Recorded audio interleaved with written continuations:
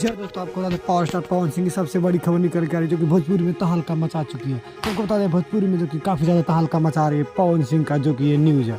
तो अगर आप बता दें पावर स्टार पवन सिंह के सच्चे वाले फैन है तो हमारे वीडियो को लाइक करें और चैनल को सब्सक्राइब जरूर करें। तो आपको बता दें, चलिए वीडियो को ज़्यादा टाइम ना लेते हुए आपको वीडियो को लेकर चलते हैं। तो आपको बता दें जो कि पावर स्टार पवन सिंह जो कि अक्षर सिंह से काफ़ी ज़्यादा प्यार कर रहे हैं और शायद इनसे जो कि बहुत ही जल्द शादी करने वाले हैं, जिससे न्यूज़ सुनकर खेसारी लाल यादव रोने लगे। आपको बता दें जो खेसारी लाल यादव इससे काफ़ी ज़्यादा जो कि दुखी में आ चुके हैं और पावर स्टार पवन सिंह बहुत ही जल्द जो कि अक्षरा सिंह से शादी करने वाले हैं। और बहुत ही जल्द जो कि पावर स्टार पवन सिंह हो सकते हैं कि कुछ ही दिनों में जो कि पावर स्टार पवन सिंह अक्षरा सिंह से शादी कर लेंगे।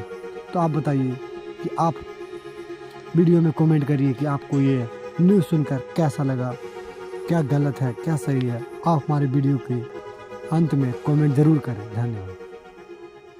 चलिए मिलते हैं अगले वीडियो।